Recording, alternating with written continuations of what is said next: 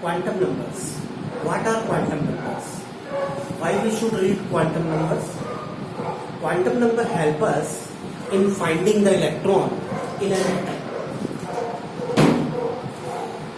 Where the electron is situated, it is present in which shell, which subshell, which orbital. All these ideas can be found by the help of quantum numbers. It is just like, suppose we want to find out a student, then how many things we must know? We must know, first of all, the name of the school. What is the name of the school? Second thing, in which class he read. And then after third thing, the section, in which section he is. And the fourth thing is the name of the student. These four things can help us in finding the student in the school.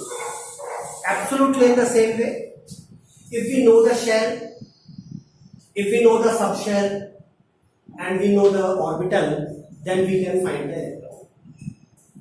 Quantum numbers are derived from the quantum mechanics, which is a theoretical science, theoretical mathematics, and it gives the three quantum numbers: principal quantum number, azimuthal quantum number, magnetic quantum number.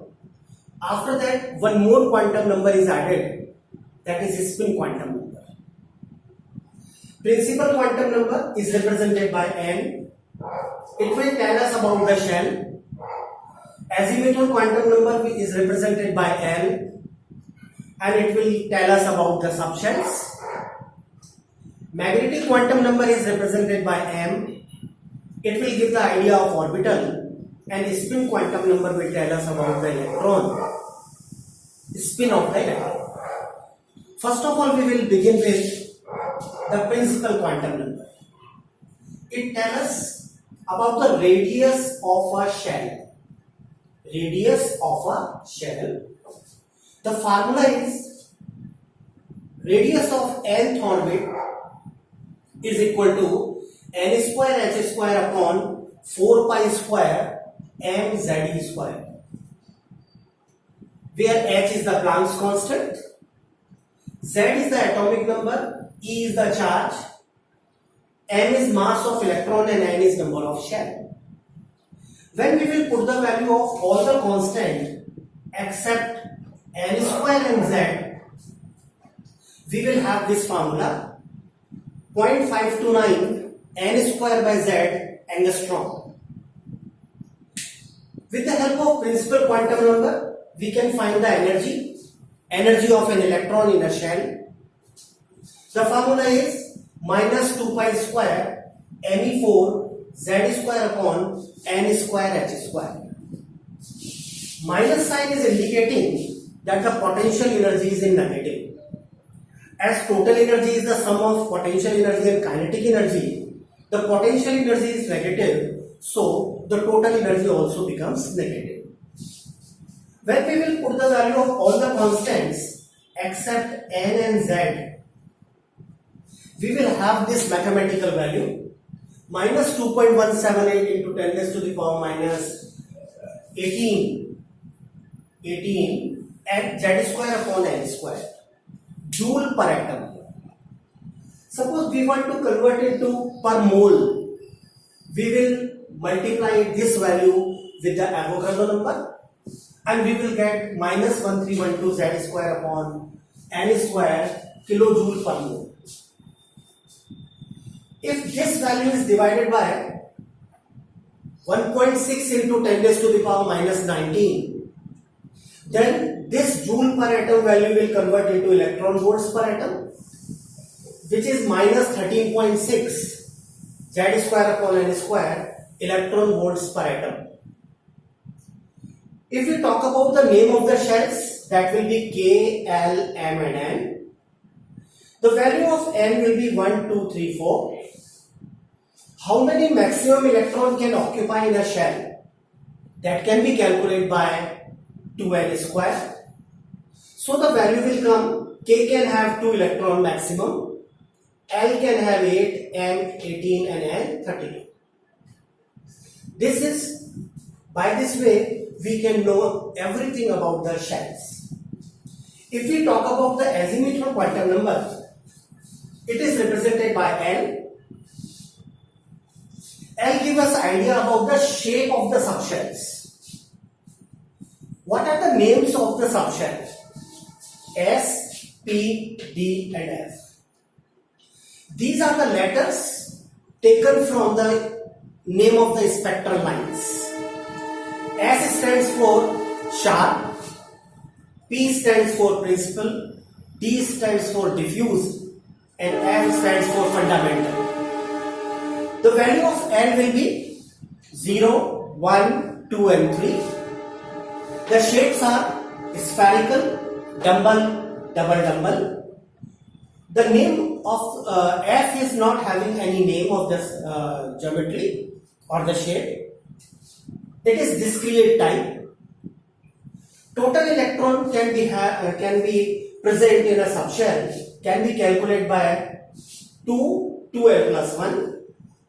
So S can have 2 electron, P can have 6, D can have 10 and F can have 14. As we know, SPDF are the name of the 4 blocks present in the periodic table. If the last electron goes in S subshell, then that element will be the part of S block. Because S can have maximum 2 electrons, so in periodic table there are 2 groups in S block. P block have 6 groups as it can have 6 electrons, and in the same way D block have 10 group and F block have 14. What are the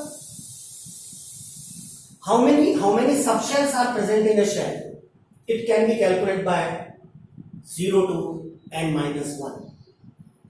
For example, suppose we want to know how many subshells are there in second shell, then we can calculate by applying this formula 0 to 2 minus 1.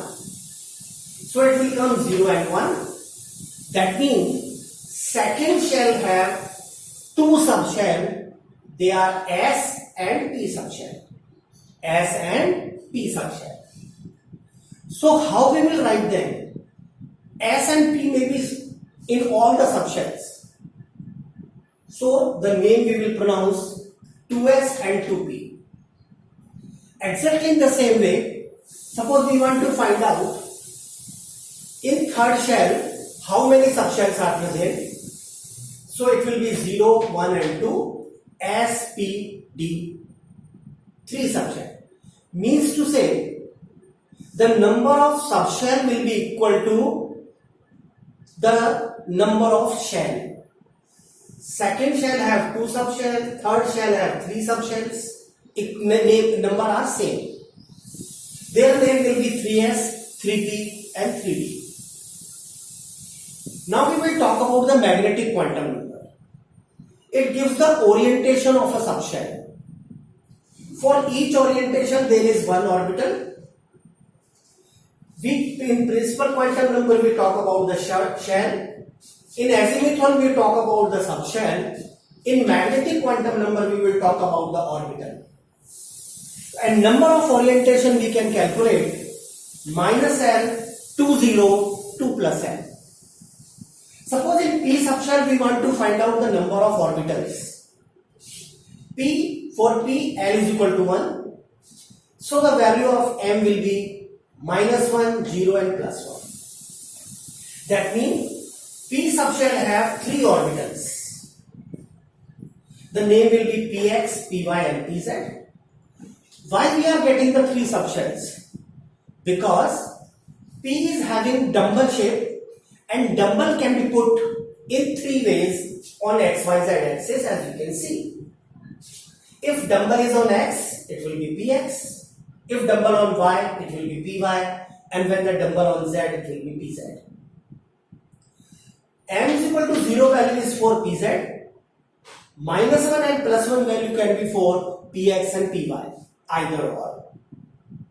Now, how we will represent these orbital on the paper. There is no need to draw the diagram again and again. Suppose this big box is showing the p subshell, then we will divide it into three parts named as px, py and pz. In this way, we can represent the orbital in a subshell.